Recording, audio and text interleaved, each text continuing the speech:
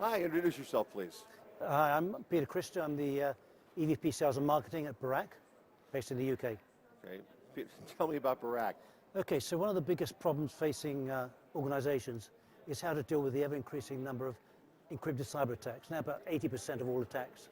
The current methods are decryption, inspection, and encryption again. They don't work. They're not very reliable. If we look at cases like Equifax, Travelex, British Airways, they all use that method, but it never worked.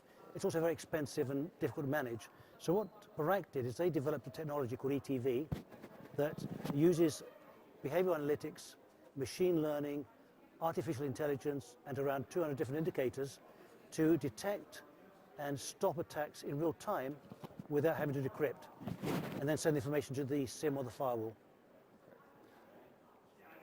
What do you do better than any other company in your space? I think really we're the only company that can do this in real time. We can detect and stop the attacks in real time. There's one competitor, and that's Cisco. And Cisco have a product called ETA. Now, the ETA product requires you to have a complete Cisco infrastructure, about 5 different products. It is in real time. It can take 10 minutes or 2 hours to tell you there's an attack. By that time, any hacker worth his salt would have taken whatever he was after, and it doesn't actually stop. There's some other issues with it too. It's cloud deployed, and if you're dealing with banks or government agencies or defense, they don't want to use a cloud infrastructure for security.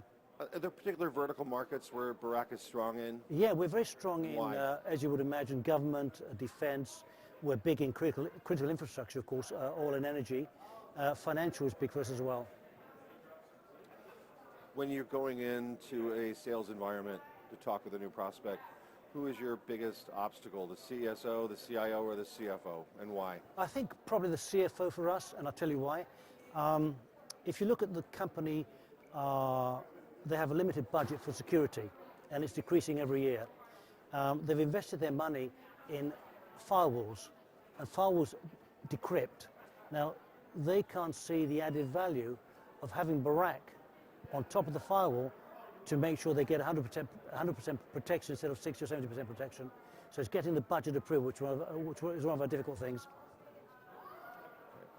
I want to know more about the ETV product. Can you tell me more about it and Yes. how big of an environment it can support, a smaller environment? Please explain. So when we launched ETV, we decided to go for a big marketplace. So we priced the product so you could start off in a company with just 200. We priced by IP addresses, internal IP addresses, say 200 users, up to 1 million users. You can deploy it on the cloud. We're integrated with AWS, Azure, Google Cloud, or you can have it on premise. It's global. You can have collectors all over the world. You can have a data center in one place, and it's multi-tenanted. What that means is that if you're a managed service provider, you can actually have all your clients on a big screen, and the one that goes red or has an issue, you can drill down to and see what the problem is. So you can have all your accounts on one system, but separate them completely for security. Tell me how it's deployed, please. Yeah, deployed cloud or on-premise, I just told you that. Pricing is, I think, very, very important too. So we try to keep pricing very, very simple. We don't charge for the amount of data, we don't charge for the amount of servers or collectors. We just charge annual fees for 1, 2, or 3 years based on the number of internal IP addresses that you have. So that means the company with 200 IP addresses doesn't have to spend too much money. And the price includes the product, support, upgrades, and all the servers and collectors you need. I'm going to re-ask that question. How is ETV priced? So when we priced ETV, we priced it so it would be as simple as possible for organizations.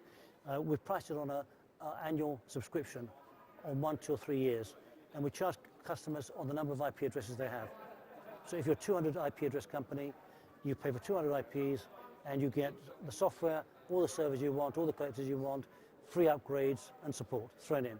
Nothing else to pay.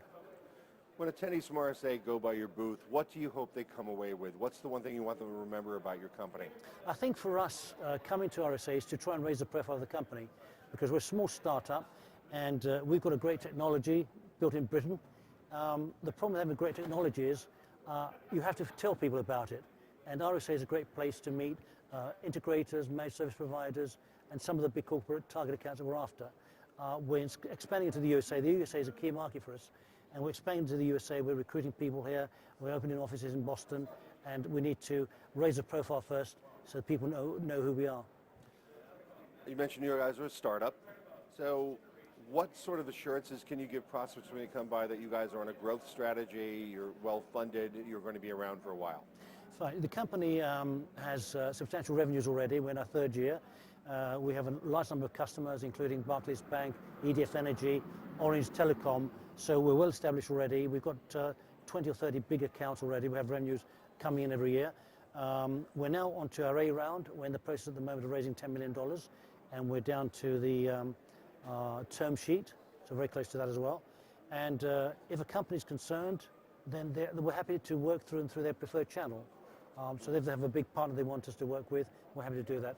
And the partner can also provide level 1 and 2 support. Do you have technology partnerships with other vendors out there, or are you seeking technology partnerships with them? We have already, and we do want some more. We've integrated with a number of the SIM vendors, for example, QRadar, Splunk, ArcSight. We're doing Logarithm as well. We're integrated with AWS, Azure, and we're integrated with Google Cloud. We're integrated with most of the firewalls that we use to stop the attack in real time. And we're also integrated with a product called Endace out of New Zealand. And we're happy to talk to anybody where we can add value to their technology. Without naming the customer, I'd like to know about a particular customer problem you guys solve with your product or your technology. That's a great question, and I'm glad you asked it. We have a financial customer in South Africa, and we got some strange signals from our product. We've picked up a North Korean certificate, and we found that there was small amounts of money that exfiltrated into Eastern Europe, and we found that this was a North Korean government cyber attack on the bank that we managed to stop. As you're based in England, and you may have a different perspective than Americans do, is the world winning or losing the war on cybercrime, or are we staying the same? It's a game of catch-up, because the criminals, we invent something that stops cyber attacks. For example, what we're doing now, we stop the encrypted cyber attacks. The criminals go off and think of something else, and then we have to come back and think of another way around that. So it's a catch-up game all the time. The criminals are ahead one moment, and the vendors are ahead another time. So we're never going to catch up. What's the sort of thing that keeps you up at night, Peter, when it comes to cybersecurity? I think in my case, it's the excitement about the technology, because I love the technology. I joined the company because of the technology, and how the company's going to grow over the next few years, and either IPO or be acquired. What is the one thing you're hoping to learn from RSA this year? I know you've come to a number of them, but what are you looking to really understand or get a better grasp on? I think I'd like to see what the US potential customer partners, what's their view of our technology? Do they accept it's something they can, that will help increase their security and protect themselves from cyber attacks, or whether they don't see it the same way that the Europeans do? But we're hoping that the US customers also think it's a great technology, and we have a big market over here. Last question. What should I have asked you that I did not ask you that you want people to know about your company and your product? That's an interesting question. I think the question they should ask us is, can you give me a free trial and prove what you do? And the answer is yes, we can. One of the ways of proving our technology is every trial we've installed, we've found some major attacks. To give you an example, we installed in a huge global company. We found information being sent out by a server. We discovered the server had been used for a POC 5 years ago and was forgotten. And this server was sending out data to India every day, and we managed to stop that. So we'd like to ask companies, if they're interested in the technology, please try it out, and we'll prove that we can stop the encrypted cyber attacks. Thank you, Peter. Thank you. Good.